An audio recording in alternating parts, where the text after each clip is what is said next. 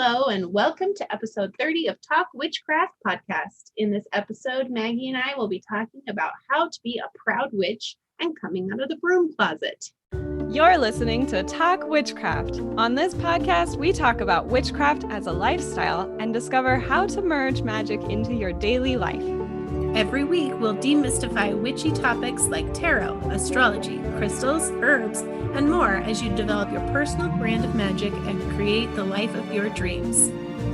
We're your hosts, the Mystic Sisters, Erica and Maggie. So in the first segment of the show, we choose a tarot card for the week, and we look for moments that relate to this card in our daily lives. So for this episode, we are choosing the Five of Wands, and the theme of this card is different perspectives, all competing for attention. So one time I saw a caption of this card that said, "Stupid tent."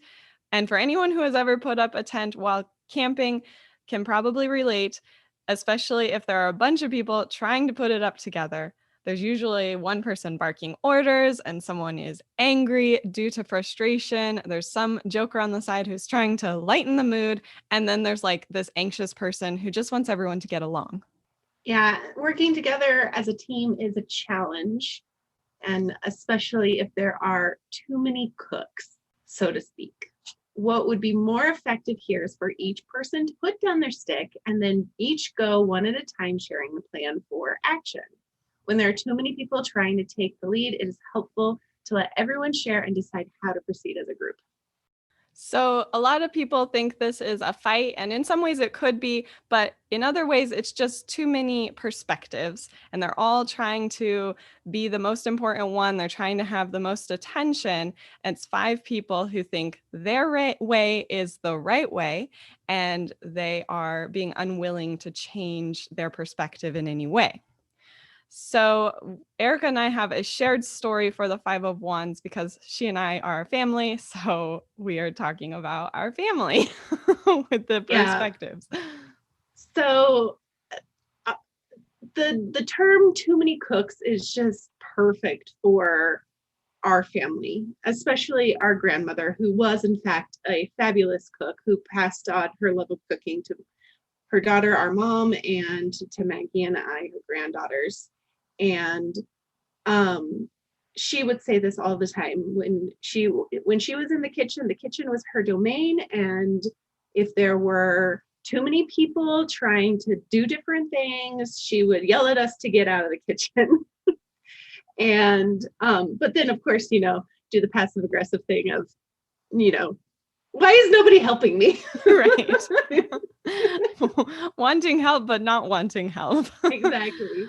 But our family is just like a family of leaders, and everybody, it's the same with when we tried to play games and things. Everybody wants to explain the rules at the same time. And if someone doesn't know how to play and we're trying to explain the rules to them, they end up more confused than when they started, because everybody's explaining the rules in their own way, because their way to explain the rules is the best way.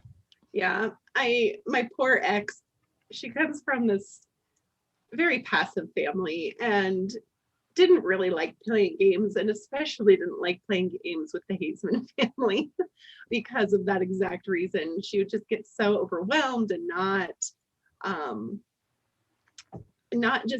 to play because there are too many people trying to tell her how to play, and she was very independent and wanting to learn it on her own. And I think because of Lily, we started the trend of, so it's Maggie's game, so Maggie gets to explain the rules. Yeah, but then it would never work. No, it would never work. Maggie would start explaining the rules. I would start explaining the rules, and then it would devolve into everybody else wanting to explain the rules.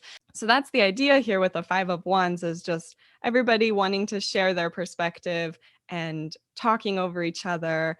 And it works for our family. Like, we grew up that way, and it's just the way we are. It helped me become a leader and stand up for myself and speak loudly so that people could hear me, which I had trouble with when I was younger. So learning how to just like talk over others helped me to learn how to talk or stand up Yeah. for myself. Yeah, because in our family, you would easily be steamrolled if you didn't jump in. Yeah. And if you don't finish your thought, or if you pause for too long, someone else is going to jump in. So you also have to learn how to speak really quickly and get your point out, or someone else is going to talk over you. Yeah. And you can hear we're laughing. We love our family. Oh, yes, absolutely. This is all fun and reflection of our childhood and why we are the way that we are. We absolutely love it. Yeah. So that's our quick story about the Five of Wands. And if you have a story about any of the cards that we've talked about, don't forget to message or send us an email, send us a voicemail at welisten@talkwitchcraft.com. So let's switch to our main topic for this week. Sounds good. As we mentioned at the beginning, today we're going to share with you why we're proud to be witches, why you can be proud too, and some tips for coming out of the broom cupboard. So we'll share a couple of reasons why we are proud to call ourselves witches. And the first is because witchcraft is sort of like a doorway. Like I see witchcraft as an entryway into something bigger. We each start down this path. Anyone who calls themselves a witch comes down this path with a different area of focus. So for me personally, I started by thinking about crystals and energy work. Other people might come in through astrology or tarot or herbalism or any other number of interests. But what unites us all as witches is this use of magic and developing our intuition and discovering who we are as a person, this self-knowledge. Yeah, I totally agree with that. For me, I started with astrology. I remember we were on a trip to Pagosa Springs to go to the hot springs, and in the gift shop was the only astrology book you'll ever need. And I'd already been, interested in the zodiac, and but that was my gateway, my gateway book. And for me, it's about reflecting on who you are. That's where the zodiac really came into play for me, was learning how these celestial bodies create and mold who I am, so that I can then learn about my strengths and my weaknesses and try to change or enhance or grow from. And if you think about spell work as being similar to prayer or meditation from other practices and religions, it's all about reflecting on who you are and what the world is about. Yeah, exactly. And, it goes way beyond just like a pretty aesthetic or like an Instagram, perfected Instagram page or anything like that. It's more than just like the tools that we use and the materials that we use. It's something that kind of leads us into like the everything and the nothingness of the universe and the wholeness of the universe. So when we start down this path of witchcraft and when we start discovering like who we are, like you're talking about, it helps us to discover that inner wisdom that we have. Like we already hold that inside of ourselves, and it helps to connect us to that collective unconscious, reclaiming our power. And that gives us the power to solve any problems that arise in our lives. So yeah, witchcraft is a doorway, and I think that's really cool. Yeah, for sure. The next area that I'm proud of is that it connects us to nature. It gives us a sense of wholeness with the world. I remember when I really started studying the Wheel of the Year and the Sabbats, and realizing that the terms for the summer and winter solstice were called midsummer and midwinter. And it completely shifted my entire view of when the start of the seasons was. And that at the summer solstice, it wasn't the first day of summer, as I've always been, thought and believed. But it was actually the highest point, the pinnacle of summer, the the most summer energy that we're going to have for the year, which means the first day of summer is actually in May, which means that the first day of spring is in February. So it's not about the start of the season being when it's the most that season, because if you think of it like a bell curve, that we're always ramping into and drifting out of something. And so that was an eye-opening moment for me. Yeah, that's so interesting with the names midwinter and midsummer and all that. And why would that be the first day of those seasons? And it's because that's what our ancestors called them, and we changed. We should look up why they changed it. But for me, journeying into witchcraft helped me to remember that I am, a mortal in the world, not immortal. I am a mortal, and that we're all in this together. None of us is above the laws of nature.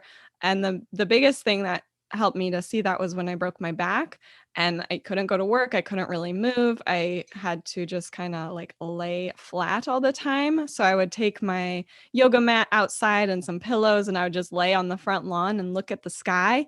And I had a ton of time to just like think about things and watch the world go by. And I was doing this for basically the entire spring season. So I noticed how things changed, how the winter branches, they were bare and the grass was yellow.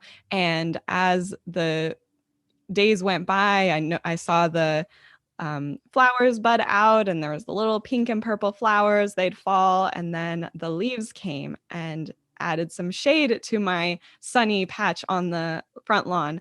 And I was noticing how this was changing the way that I was feeling and the way that I was healing as well. Because by the time that summer came around, I wasn't totally healed, but it was like I'd kind of absorbed the sun. As the sun got stronger, I also got stronger.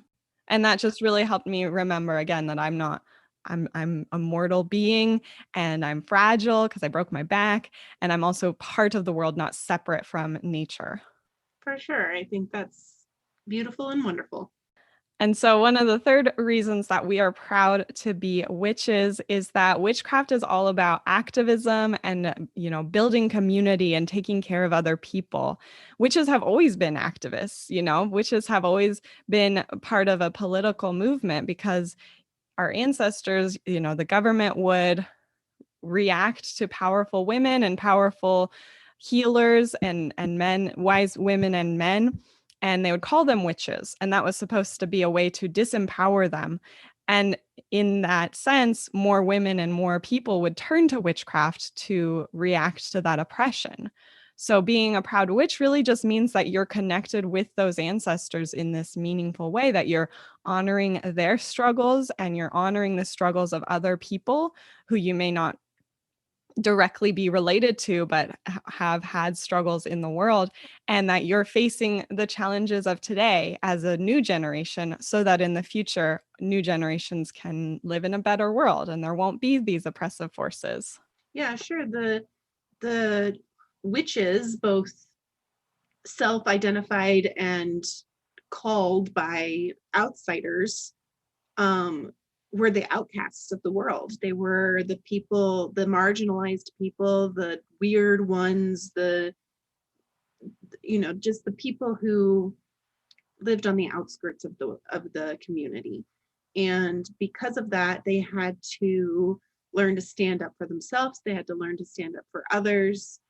They had to really stick their necks out, and sometimes to the detriment of themselves and to the community, but also to the betterment of the community, to make it a better place for the next generation, and to continue growing and learning and changing. One of my favorite Disney songs is from The Hunchback of Notre Dame. That song, God Help the Outcasts. And it really speaks to that point of, we're all in this together, as Maggie has said. We're all struggling in our own way, and the ways that witches can help that is to stand up and say, I'm here, I'm listening, I will fight for you. Yeah, exactly. And you can see it throughout history that there's, people using witchcraft against evil kings. There's a lot of witchcraft practices that came out of the slave trade in the early history of America. And there's witches used magic against Nazis in Germany. There's all sorts of examples of people turning to magic when it felt too hard, where it felt like there was no hope, and they could turn to witchcraft as a way to give them hope. And even in like more recent history, in like the 60s, there were witches using magic to help with progress towards more rights, more human rights for all people. There were, and even like with more religious freedom, witches were at the forefront of religious freedom for all, because, making Wicca into an actual religion that was recognized by the state also created space for religious freedom for other religions as well. So throughout history, you can find examples of witches and activism and building community and creating betterment, more human rights for all people. Yeah, and I'm thinking about some more modern time things that have happened.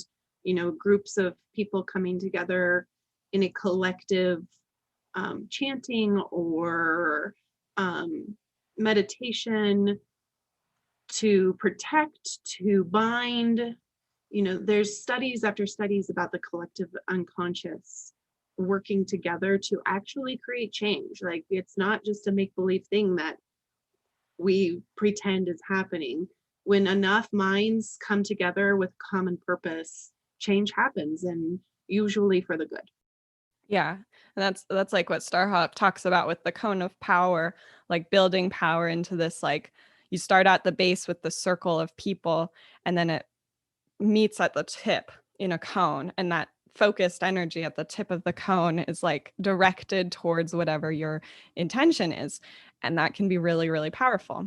So that's 3 reasons why Maggie and I are proud of being witches, and you can take some time to meditate and reflect, maybe journal about what makes you proud of being a witch. And if you feel comfortable sharing with us, you can always email us and let us know. And maybe we will read some of those reasons on a podcast someday.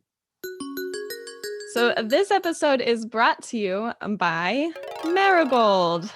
And there are some confusing things about this plant, the word marigold. This is exactly what Erica is always saying about using the Latin name for the plants so that you know exactly what you're talking about, because oftentimes calendulas are also called marigolds. And so we're going to talk about both marigolds from the Tagetes family and also marigolds in the calendula family, because they do have similar magical and medicinal properties. So Erica, you tell us about those medicinal properties, and then I will share the magical properties. Okay, so calendula is used more often in herbalism because calendula is edible, and some marigolds are, and some marigolds are very toxic. So it's just easier to stay away from the marigolds of the Tagetes family and just use the calendula marigold instead. They are cousins. They are both members of the Asteraceae family or the daisy family, but marigolds are the Tagetes genus and calendulas are of the calendula genus. So that's where they differ. So for marigolds, they can serve as an aromatic, digestive, a diuretic, and a sedative. You can use, of the French marigold in particular, you can put it in drinks, and the leaves can be used as food flavoring. The essential oils are also really good for all of those uses that I mentioned before. And they are really easy to grow. They love the sun, and they are great insect deterrents. They Mosquitoes hate them. Most bugs hate them. They are very bitter in taste, and their smell is not something that insects like to be around. So if you have a bug problem in your yard, plant all of the marigolds. Calendula is similar. They also have that insect deterrent quality to them. And their flowers are also what we're going to be using in any of our remedies. But calendula, instead of being about digestion, they are more about being antiseptic, astringent, they're anti-inflammatory, antibacterial. So they're really, really good for cleansing wounds, reducing inflammation, promoting healing, and stimulating circulation. So any sort of minor scrape, cut, burn, rash, they're kind of an heal all herb. They're also good for diaper rash for our little ones, and for the women who are breastfeeding, they're good to rub a salve on for sore nipples when you're breastfeeding. You can also combine calendula oil with vitamin E to rub on pregnant bellies so that they are not gonna, or it'll help prevent stretch marks from forming. Really good for healing skin wounds of all kinds. And how about those magical qualities, Maggie? Both forms of marigold are associated with the air and fire elements, the sun, Leo, and active energy, so they can be used to correspond with any of these spirit realm entities.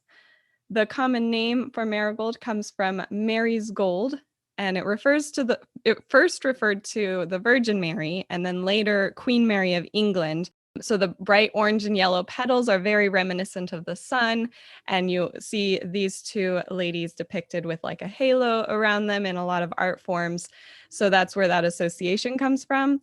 And it's also why this flower can be used to represent the sun in magic workings and for the purposes of warmth or creativity or passion or any of the other purposes that fall within the sun's dominion. And then the flower also resembles a lion's mane, hence the correspondence with Leo energy and everything associated with Leo, like drama, glamour, pride, and confidence. So in general, you can use marigolds to attract any sort of respect or admiration, these things associated with both Leo and the sun. Marigolds are often associated with death and spirit work. So the Tajitis version of marigolds is native to South America and Central America.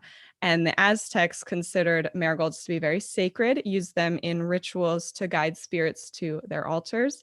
And today, these same marigolds are used as a part of the Dia de los Muertos activities to help encourage spirits to find their way home. And then calendula marigolds are also often associated with death. You find them as part of funeral flower arrangements, and you can usually see them in grave wreaths and other forms of remembrance. So using them to help with spirit work and that kind of thing. Marigold, both forms of marigold are thought to help with luck. They bring good luck, especially in legal matters or in court. So if you carry the flowers in your pocket, you can ensure that justice will find its way to you. And then they can be used for love spells. If you add an infusion of marigold to a bath, you can project into the world that you are searching for love and you're open to finding it. You can also add these flowers to sachets or as amulets and as incense to attract new love or add life to current relationships. Now, these two flowers are, well, the genus of the Tajitis marigold is named for Tages, and he was an Etruscan prophet. And so that's probably why it is named that way, because of its use for encouraging prophetic dreams if you place it above your bed or in like a dream pillow or under your pillow. And and the calendula can also be used for prophetic dreams as well, probably more likely because of its close relationship to marigold. So it probably inherited that use later. And then you can use both flowers to protect you while you sleep. And then Erica was talking about the insecticide properties of the Tajitis marigold. And so you can use those flowers also to ward not only against insects, but you can also use it to ward against unfriendly spirits, curses, and psychic attacks if you hang like a garland above your doorway. Planting either variety of these flowers by your home can be really protective as well. So you could plant them by a garden gate, the entrance to your home, or right by your front door. I have them by my front door right now. There you go. So you've created a little protective ward. Yeah. And the word calendula comes from little calendar. I thought I'd just throw that in there because I talked about the other names. So I just wanted to share that.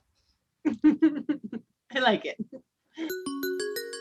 So let's get back to our main topic about being a proud witch. We've shared why we're proud of being a witch, but now let's share some tips for how our listeners can also be proud witches as well.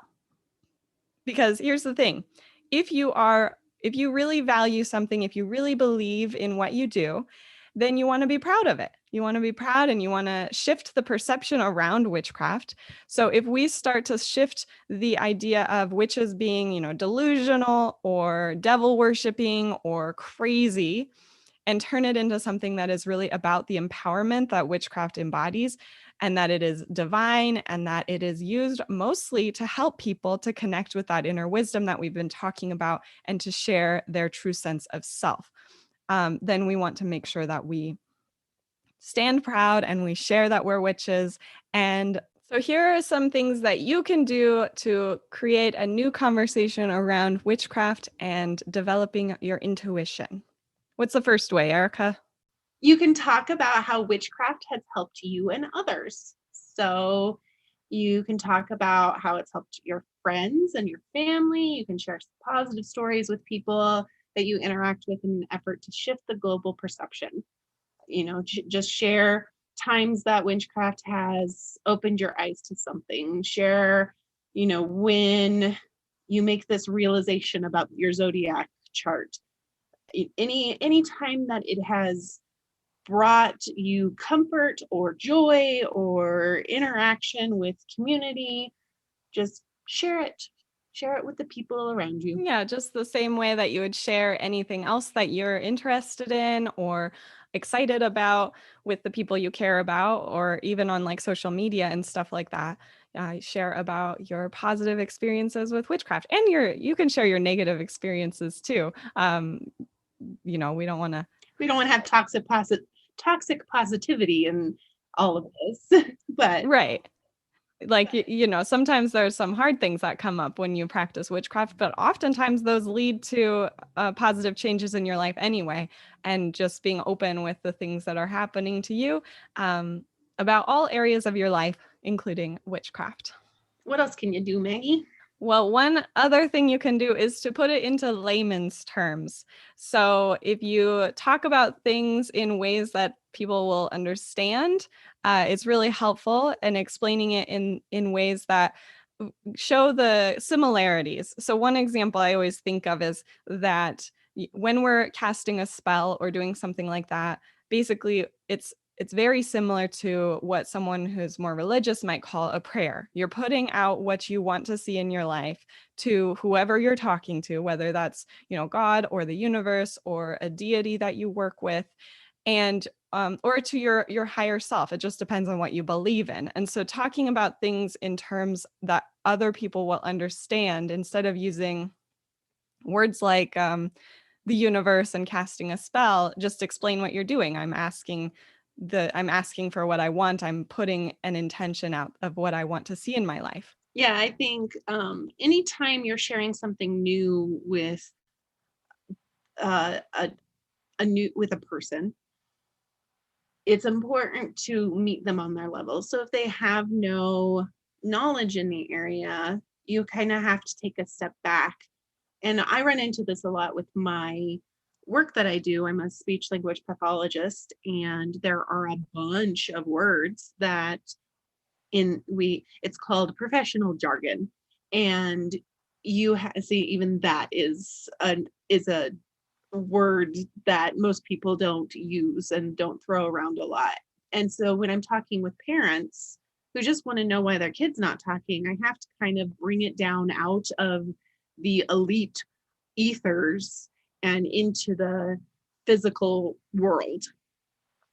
And, I think back to when I was first talking to my boyfriend about all of this, all of my witchcraft stuff. He's a great conversationalist. He asks all the good questions, but trying to help him understand the zodiac, help him understand what exactly I believe in relation to the world, what witchcraft is to me, all of those things, you kind of just have to bring it down to another level and to help them understand.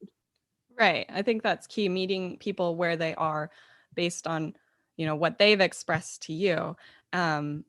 Because especially when you've been studying for a while, oftentimes those words get integrated into your own vocabulary, but someone else might not fully understand, especially if they've never studied witchcraft. And the last thing that you can do is you can lead by example. It's really important to do this so that you can get other people as enthusiastic about it as you are. If you're really jazzed about all of these things that you're doing and you're excited to share what you've created and what you've done and what you've learned, it's going to instill a sense of enthusiasm in others. And granted, you're always going to come across the skeptic, the devil's advocate, the person who's just going to try and push your buttons because they know that they can. And the best way to work through it is to just keep that enthusiasm, to say, you know what, that's not what you believe, but let's at least have a civil conversation about it. Right. And I find that when you're really enthusiastic about something, people are less likely to be that way. If you're really excited about someone who cares about you is also going to be at least like enough to listen to you. Is somebody who is really skeptical might talk, if they care about you, they might talk about those skepticisms, but they won't put you down in the process. So I think that's an important thing to remember, is that, being excited about something can help to facilitate that civil conversation. So, whenever a new student is attracted into the programs, I really enjoy being able to say how I'm helping them, and in a way that's, obviously authentic to myself and genuine and in alignment, and helping those students to find that authentic, genuine, intuitive state alignment within themselves. Because I feel like when I'm enthusiastic about how I'm practicing, it helps my students to also be really enthusiastic about it as well. And so that person is going to go out into the world and also be really enthusiastic with the people around them. And I think that can have a really big impact on how the world perceives witchcraft. So I hope that people will be excited to share their witchcraft practice, just to not only change the global perspective of it, but to put more, goodness into the world. Yeah, and I think that this is a good way for people to come out of the broom closet without it being like this big deal. You can do practical little things of offering magic to people. If you're having a conversation with them, you can just casually mention like, oh, that's because you're a Leo, that's because you're a Capricorn, or is your moon in a Scorpio? And they're going to be like, I don't know. And that just opens the door for you to start this conversation. You could, if you're carrying around crystals and somebody says that they're having a hard time, you can just pull it out and gift it to them and explain how to use it. I remember my roommate was interviewing for a job that she really wanted, and I did a little meditation with her and ritual that was simple. And I remember she said afterward that it was really special to her, and she had no idea that that's what I was doing. So, and we used some salt for her to put her intention for the job into, and then she took that salt with her in her pocket.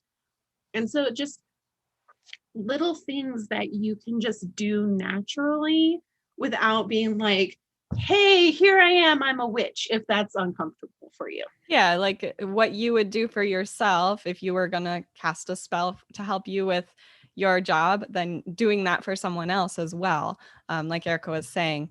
And then all of the little mundane things that we do. We talked about, cleaning and cooking in previous episodes, and, telling the people that you live with what you're doing. Like, I infuse these cookies with love. So I hope because I wanted to tell you how much I love you.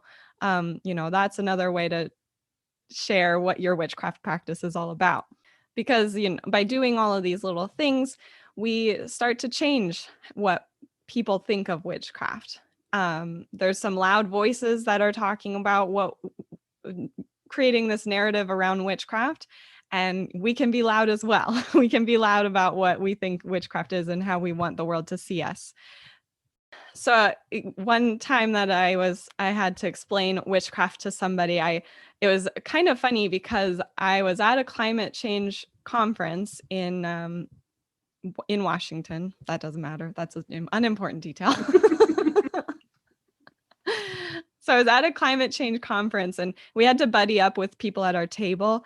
And I ended up being paired with a man. He was probably like in his 50s. He looked very professional businessman. He was there as like a liaison for his company to learn more about environmental practices that you can bring into your workplace.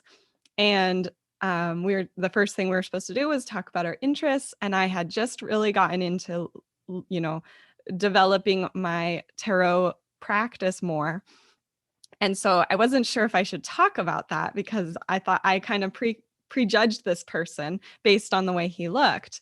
And so I started kind of easing into it that I liked, I can't remember exactly how I described it, but his face kind of lit up, and all of a sudden he was like, "Are you talking about tarot?" And he was into it. He really enjoyed tarot himself. And so I thought that was really cool because, I judged him based on the way he looked, and it kind of shows that like witches can be anybody. And maybe he doesn't call himself a witch, but he was interested in tarot. And I kind of keep track of those faces when I tell people that I'm a witch, the way that they look, especially if they're into it as well, because it helps me to remember why I want to share that with people. When I'm open about myself and people get excited and they want to talk about it a lot, that's encouraging for the next time, because it kind of gives people freedom to also share their, witchy, mystical, spiritual interests that they might be afraid to share as well. So again, we want to invite you to connect with what makes you be proud to be a witch, and what is one way that you can lead the way and re-educate others about witchcraft so that collectively we can shift this perception. And we want to continue to create this idea of witchcraft as an empowering practice in spiritual and personal growth. So one thing we thought would be fun is to have witches share with us a selfie of themselves holding the sign witch. And you can email those to us at welisten@talkwitchcraft.com. We'll share your images and show the world what a witch looks like. And you can also tag us on Instagram too with those pictures. Yeah, if you want to share the picture yourself, you can tag us at Mumbles and Things. So now we'll talk about our moon phase assignment for the week. And we're approaching the last quarter moon, which is about sort of the final hurdle before the next cycle. So I've said it before on the podcast, but I see the 2 half moons as the first one is something that you're really pushing past to keep your momentum. The last quarter moon is about really pushing to release that.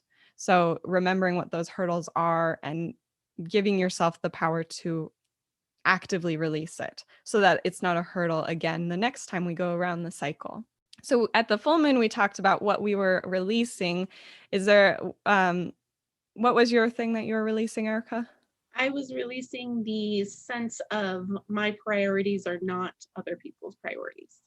Right. So is there something that you have done so far, and is there anything that you need to do now that's sort of like a final push to release that? I have expressed my frustrations with the people that I was frustrated with, and talked with them about what was going on and expressed the needs that I needed. Both those conversations went well. And for me, it's just continuing to push to open communication so that resentments don't build up. And, last night we were having a discussion about health and diet, and we've been getting HelloFresh boxes, not a ad. Sponsor us, HelloFresh. And we have been talking about how the portion control has been really well. And Kim was mentioning that when she was at her lowest weight, it was when she was eating the most vegetables and wanting to add more vegetables into our diet. And I was having this feeling of they were trying to talk me into something that I didn't want to be talked into, that I was already considering and thinking about. And so I just expressed that as saying, like, I know that that is not what you're doing, but this is how I'm feeling and this is how I'm processing it. And so I think just having more conversations like that. Yes, that's perfect. So I was releasing the blocks that I had towards calling myself a writer and using the title Word Witch to help me with that. And I feel more confident calling myself a writer. I feel more, I think it's going to be like a long-term thing. I don't think that's going to just happen overnight. Although we set a deadline for within a week. So it's been almost a week. But the final thing that I'm recognizing is that I have like a really messy writing space right now. So this kind of goes into the decluttering episode that we talked about, where it's just hard to do what you need to do when there's stuff cluttering your space, because that translates into stuff cluttering your mind. So that's what I need to do, is release the blocks for helping me to actually start writing by decluttering, making the space set up for writing and having like a writing ritual and getting everything set up for myself. So you could say you're getting rid of the mental blocks by getting rid of the physical blocks. Exactly. So, and I'm a very visual person. So if it's sort of like out of sight, out of mind. If I put something in a box, I'll like forget that I even have it. But if it's out in front of me, it's really going to mess with me, and I'm going to think about it constantly until it's put away. So yeah, getting rid of those physical blocks. Now we want to hear from you. If you go to witchwanderer.com, you'll find the latest game. This week we are answering a question from Nicole, who asks, what is the best advice you can give when starting out, and how do you stay connected with your practice? So for me, I think it's just to consume as much content as I possibly can. But that's what I do for everything. So I get all of the books and I read all of the articles and I learn everything that I possibly can. The staying connected with my practice is a little harder. I don't do the structured ritual as often. And my practice is more in the mundane tasks throughout my day and the little rituals that I can do. Yeah. And I think that's what I would say is the best way to stay connected with your practice, is viewing things that you do all the time as magical and infusing everything you do in your day with the magic of your intention, and not putting so much pressure on yourself to do those rituals all the time. Not to discount the power of a ritual, but it's a lot easier to stay connected and to continue to feel motivated if you don't put a lot of pressure on yourself about what you expect yourself to do. So I think that that's perfect. And then I would say, along with what Erica said about researching, kind of maybe contradicting it, but not getting lost in the research as well. So yes, get as much information as you can, but don't let it hold you back that you're not ready to do things until you've read every single book. Unless that's your style, which it might be. Some people, I think it's still a witchcraft practice if all you ever do is read and you never set intentions, you never cast a spell, you just want to read about it. That's okay too. But yeah, not holding yourself from doing what you want to do in your practice because you don't feel like you're ready or you've learned enough or you've practiced enough or anything like that. So for next week's episode, Erica and I will be looking at the Six of Wands, and this card is about pride, victory, reward, and accomplishment. So it's about wanting to receive recognition for the things you've done, wanting to be praised and have people tell you that you've done a good job. It's also how that contributes to your feeling of accomplishment and being the center of attention. Whether you enjoy being the center of attention or not, it's about taking that praise and allowing other people to congratulate you and being proud of yourself. And sometimes it's even about like feeling superior to other people based on the things that you've done. So we'll be looking for examples of that in our daily lives this week and maybe stories from the past as well. And I hope that you all will do that as well. Look for examples of Six of Wands showing up in your life. And if you do, feel free to share a voicemail with us at talkwitchcraft.com so that we can play it on our next episode. You can share the Six of Wands or any of the other cards that we have done so far, or, any card if you want. If there's another card that's shown up in your life, we'll probably get to it eventually. You can find out more about this episode by going to mumblesandthings.com/blog/029. Join us next week when we talk about gratitude practices and generosity. And make sure that you have subscribed to Talk Witchcraft so that you are notified about each new episode, and help other witches find this show. Please leave us a 5-star review wherever you listen to podcasts. You can also find us on Instagram at Mumbles and Things, and join us in the Mumbles Academy to chat about this episode with other witchy folk. Goodbye. We'll see you next week. Bye.